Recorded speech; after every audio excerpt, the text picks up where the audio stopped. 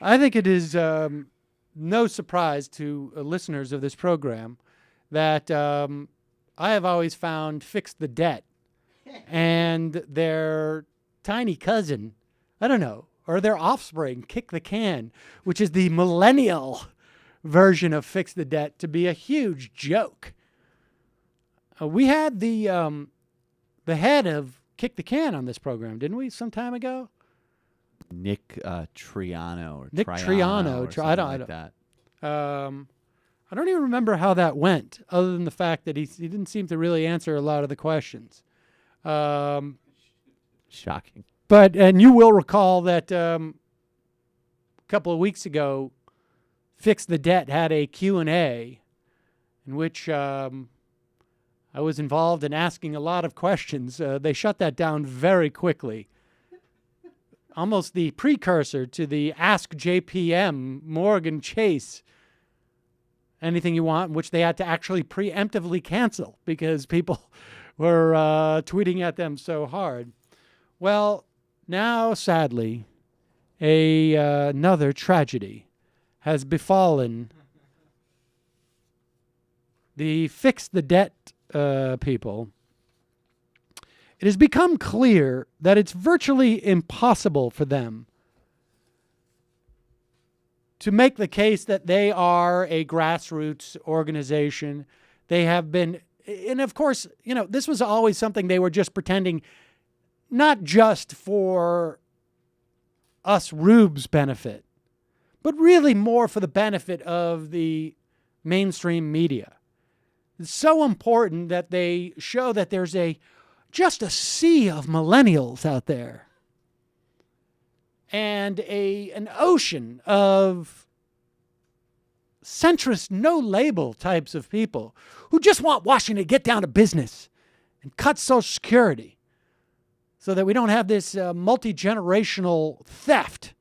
There's intergenerational theft between old people and young people who deserve a chance. So Fix the Debt, it was quite clear from that Twitter smackdown that they have no one who really is interested in asking them a legitimate question because they're an illegitimate outfit. And apparently, John Romano, the press secretary for the Inside the Beltway PR campaign, Fix the Debt. This is coming from Mary Batari at Campaign for America's Future, has been caught writing op-eds for college students and placing the identical op-eds in papers across the country. Now, just contemplate this for a moment, folks. This is something, of course, that fake grassroots organizations do all the time. But these are college students who ostensibly are driven by the fear of this intergenerational theft. And frankly, these are exactly the type of people you think would have the time to write these op-eds, or at least just massage them in some way. Right? Because these are people who are looking to get a job with Kick the Can or Fix the Debt. Or maybe they already have one. And that is, how much money do we have to pay you to put your name on this? I mean, I hope these college kids got some money. Otherwise, what we're looking at is intergenerational theft from these older people at Kick the Can or at the Fix the Debt. The identical op-eds were discovered by Florida's Gainesville Sun. If you liked University of Florida's student Brandon Scott's column last Sunday about the national debt, you'll also should enjoy columns by Dartmouth College student Thomas Wang and University of Wisconsin Jennifer Pavlik on the issue. They're the same columns. They each included the same first-person passage describing the students' work with Campaign to Fix the Debt and its millennial arm, The Can Kicks Back. The Sun had this to say. It is the Sun's policy not to publish Astroturf pieces written by advocacy groups and only signed by supporters. wrote the editorial page editor. Advocacy groups and others should lay off the AstroTurf and outright plagiarism unless they want to discredit themselves and their causes. Well, I am sorry. Hey, what happened? That already happened. They have been discredited. Now, we know that this is another Pete Peterson funded, I guess,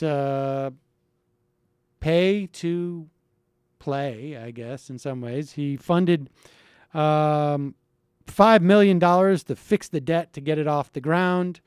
J.P. Morgan Chase pitched in $500,000. Excuse me, $500 million. No, $500,000. And GE contributed $1 million.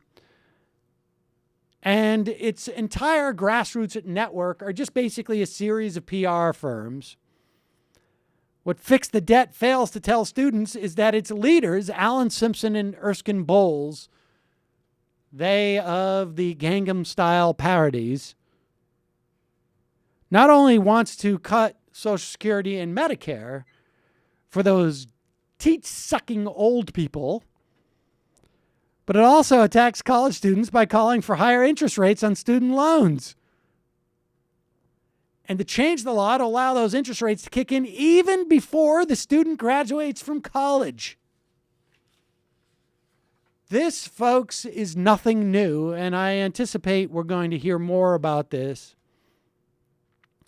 Back in 1997, Fairness and Accuracy in Media had a piece saying the media have been duped by a clever campaign whose intention is to get rid of those nasty Social Security programs.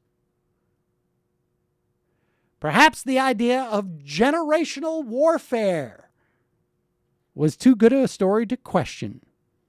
Whatever the reason, the media have turned an ideological assertion into conventional wisdom, and in the process have distorted the political voice of an entire generation. Back then, it was my generation. Generation X. And it was an organization called Americans for Generational Equity or AGE. And as the authors of this piece wrote, an organization that demonstrates with proper funding it's possible to launch an unsubstantiated idea and see it turn into the standard media view. And who was one of the big funders of AGE back at that time? Well, it was funded by a 5-star general of this generational war, Pete Peterson, an investment banker and president of the Concord Coalition. Peterson, in turn, funded both Lead or Leave, now defunct, and Third Millennium.